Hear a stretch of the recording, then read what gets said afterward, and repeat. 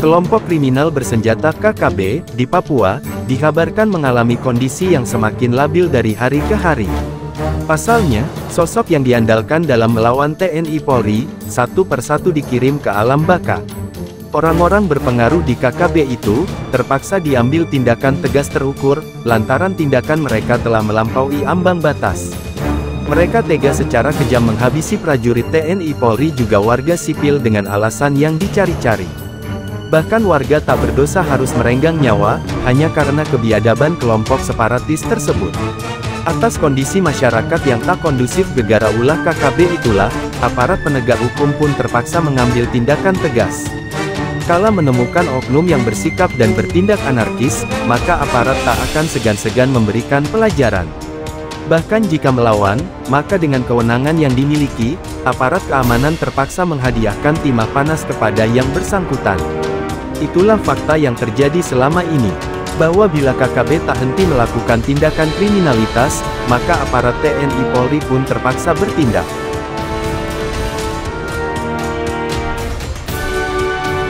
Untuk diketahui, selama ini KKB sesuka hati menghabisi siapapun yang dianggap berseberangan dengan spirit perjuangan mereka. Jangankan aparat TNI Polri, warga yang berhubungan baik dengan aparat TNI Polri pun ditembak mati, karena dicurigai sebagai antek-antek pemerintah Indonesia. Sama halnya dengan kisah yang satu ini, bahwa seorang putra asli Papua, akhirnya hidup sebatang kara, karena orang tua dan kakaknya dihakimi sepihak oleh KKB. KKB membunuh secara kejam keluarga tersebut, karena keluarga itu punya hubungan yang dekat dengan TNI Polri. Sedangkan dirinya sebagai bungsu dari 3 bersaudara itu tak dibunuh, karena ia telah meninggalkan kampung halamannya untuk bekerja di kota. Manakala ia tidak berada di rumah, pada saat itulah KKB secara membabi buta menghabisi keluarga yang dicintainya. Cerita keji tentang sikap KKB menghabisi orang tua dan kakak-kakaknya itu, tiba juga di pendengarannya. Olehnya dengan hati yang hancur karena kekejaman KKB, sosok yang tak mau disebutkan namanya ini pun menangis sejadi-jadinya. Ia tak terima dengan perlakuan KKB terhadap orang-orang yang dicintainya. Ia sangat marah karena alasan pembunuhannya terlalu mengada-ada. Sejak itu, sosok ini memendam amarah. Ia menaruh dendam pada KKB, karena tindakan merekalah kini ia hidup sebatang kara. Singkat cerita, suatu hari setelah ia punya uang yang cukup, ia lantas membeli sebuah senjata api laras panjang. Sebelum langkah itu diambil, sosok ini terlebih dahulu belajar pada teman-temannya yang adalah personel TNI Polri. Setelah ilmunya terbilang cukup, pria itu kemudian memutuskan untuk pulang kampung di Kabupaten Intan Jaya, Papua, dengan menenteng senjata api.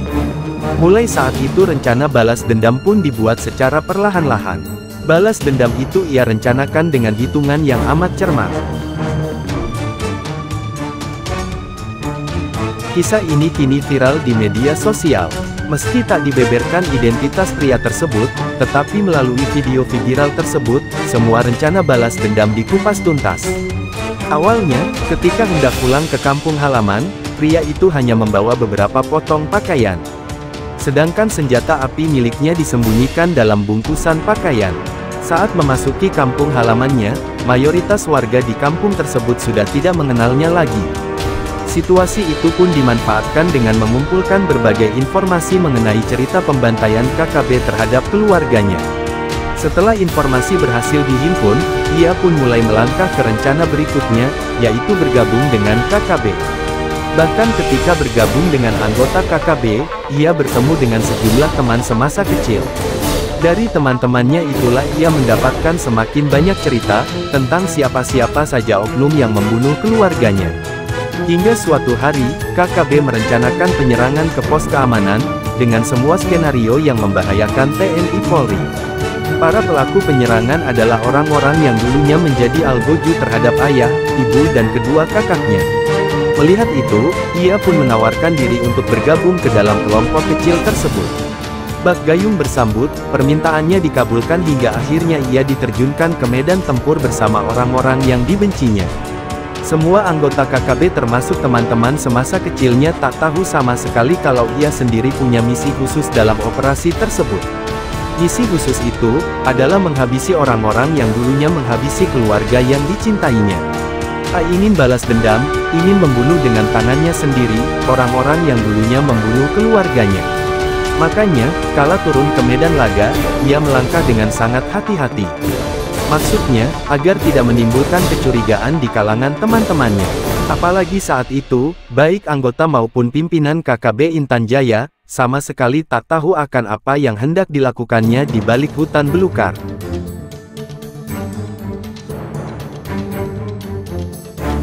Atas dasar itulah ia pun melangkah pasti menuju sasaran untuk mengeksekusi TNI Polri yang ada di pos tersebut. Namun ketika tiba pada titik yang ditentukan, ia yang awalnya memimpin rombongan, perlahan-lahan mundur dari posisinya. Bila sedari awal ia berada di depan, kini giliran ia mundur sampai pada posisi paling belakang. Pada saat itulah ia sengaja mengangkat senjata kemudian membidiknya ke arah pos keamanan. Namun saat hendak menembak, ujung senjata laras panjang itu kemudian dialihkan ke tiga temannya yang ada di depan mata. Hanya dengan sekali sentuhan, semua peluru mengalir deras ke tubuh tiga temannya tersebut. Dan, sejak itu, tamatlah riwayat tiga sosok yang sangat dibencinya itu. Mereka dilibas habis tanpa sisa. Mereka disikat tanpa rasa ampun. Sejak itu, ketiga sosok di KKB tersebut, tak lagi pulang ke markas KKB. Selamanya mereka tak akan bisa kembali, karena sudah dikirim ke alam lain. Dari video yang viral itu terungkap fakta bahwa siasat yang dilakukan itu, merupakan buah dari apa yang dipelajari dari teman-temannya yang adalah anggota TNI Polri. Semenjak mengeksekusi ketiga anggota KKB tersebut, ia tak lagi bergabung dengan KKB. Ia lebih memilih untuk menghubungi teman-temannya yang dipercaya bisa melindungi dirinya. Ia juga memilih untuk hidup sebagai warga sipil, tapi bukan di tanah kelahirannya atau di wilayah lain di tanah Papua. Ia ingin meninggalkan Papua untuk selamanya. Meninggalkan daerah itu untuk merendah hidup yang lebih baik. Ia seakan puas, karena orang yang dulunya tega menghabisi ayah ibu dan kedua kakaknya, kini telah merenggang nyawa di tangannya. Ia tak peduli kalau dicap sebagai musuh dalam selimut. Tak peduli dinilai sebagai antek-antek TNI Polri. Karena baginya, hidup aman dan damai di tanah ibu pertiwi jauh lebih mulia daripada berjuang untuk hal-hal yang bertentangan dengan konstitusi. Dalam video yang viral tersebut, sosok pria itu tak disebutkan jati dirinya, tak disebutkan pula dari mana ia berasal. Yang dibeberkan hanyalah usahanya membalas sakit hati, hingga akhirnya dendam yang membara itu terbayar lunas. Meski satu persatu anggota pasukan KKB dilibas, namun sampai saat ini, kelompok separatis itu terus melancarkan aksinya. Pada Sabtu tanggal 30 April dini hari, KKB melancarkan aksinya dengan menyerang salah satu pos keamanan di Papua. Dalam insiden tersebut, dua prajurit TNI terkena tembakan. Satu terkena tembakan di tangan kanan, sedangkan satu prajurit lagi terkena tembakan sipit di bagian hidung. Kedua korban tembakan KKB di Papua tersebut sudah dilarikan ke rumah sakit dan kini sedang menjalani perawatan intensif.